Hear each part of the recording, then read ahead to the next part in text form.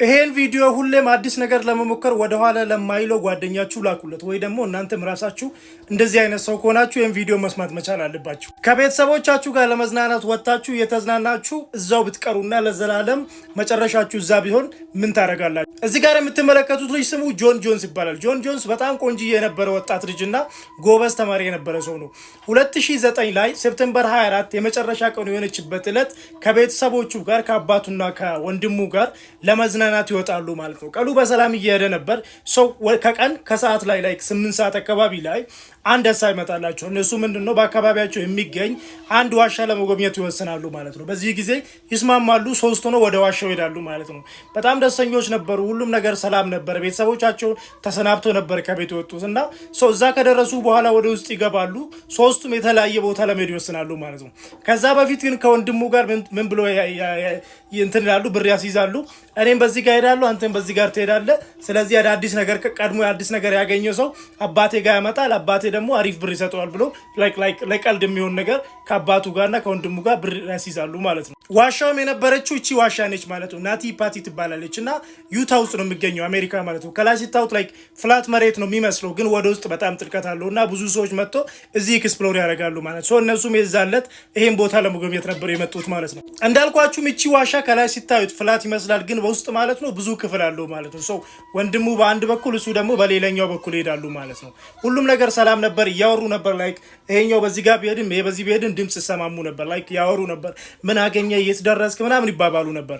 በዚህ ጊዜ ጆን ወደማይሆን ቦታ ይሄዳል ማለት ነው። ወደማይሆን ቦታ ስላችሁ መንገድ አለ፣ ግን ወደ ውስጥ ይገባል ማለት ነው። በጣም ወደ ውስጥ ይገባል። ምክንያቱም ዋሻው እዚህ ጋር ነው ተብሎ አይታወቅም፣ ውስጥ በጣም ሰፊ ስለሆነ ማለት ነው። ሰው ወደማይሆን ቦታ ይሄዳል ማለት ነው። እሱም ይሄን አላወቀም ነበር በሰዓቱ።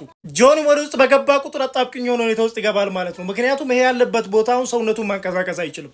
ማንቀሳቀስ አይችልም ስላችሁ ወደ ኋላ መመለስ አይችልም፣ ወደ ነበረበት ማለት ነው። ሰው ከፍታው 25 ሴንቲሜትር ብቻ ነው። ወደ ጎን ስፋቱ ደግሞ 45 ሴንቲሜትር ብቻ ነበር ማለት ነው። እዚህ ጋር ነበር ስታክ ያደረገው ማለት ነው። ወደ ኋላ መመለስ የማይችልበት ሁኔታ ውስጥ ይገባል ማለት ነው። ይሞክራል ግን አልቻለም። እንዳልኳችሁ 25 ሴንቲሜትር እና 45 ሴንቲሜትር በጣም ትንሽ ነው እሱን ለሚያክል ሰውዬ ማለት ነው። 26 ዓመቱ ነው። ሰው አንድ ነገር ማድረግ ነበረበት ማለት ነው። ይሄ ምንድነው? ወደፊት መሄድ ማለት ነው። ምክንያቱም ወደ ኋላ መመለስ አልቻለም።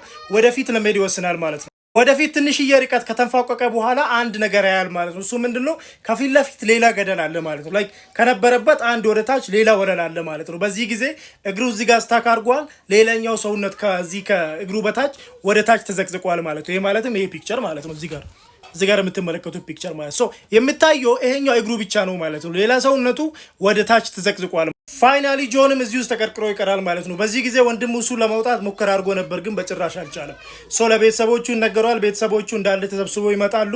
እርዳታ ተጠርቶ ይመጣል። እነዚህ ሰራተኞች እሱን ለማውጣት ይመጣሉ ማለት ነው። እንደዚህ አይነት ረጅም ገመድ እግሩ ላይ አስሮ እሱን ለመጎተት ሞክሮ ነበር፣ ግን ለሱ ሌላ ህመም ነበር። ምክንያቱም እንዳልኳችሁ ግማሽ ሰውነቱ ከግማሽ በላይ የሚሆን ሰውነቱ ወደ ሌላኛው ወለል ተዘቅዝቋል። እዚህ ጋር ደግሞ ድንጋይ አለ ማለት ነው። ጭራሽ ነው የማይቻለው። እነዚህ ሰራተኞች በጣም ለፉ፣ ብዙ ሞከሩ፣ ምንም አይነት ለውጥ ማምጣት አልቻሉም ማለት ነው። ከረጅም ሰዓታት በኋላ ሙከራ በኋላ ጆን ድምፁ ይጠፋል ማለት ነው። ምክንያቱም ያለበት ሁኔታ ራሱ አይታይም። ድንጋዩ እየተሰባበረ እየወደቀ ነበር ሲሸፍን የነበረው ማለት ነው።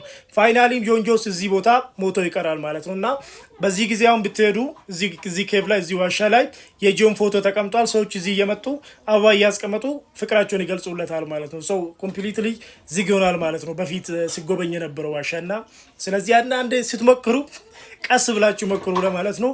ሁለተኛ አካውንት ከፍቻለሁ፣ እሱ ላይ ፎሎ አድርጉ። ሪአክሽን ቪዲዮዎችን እየሰራው ነው። ወዳችኋለሁ።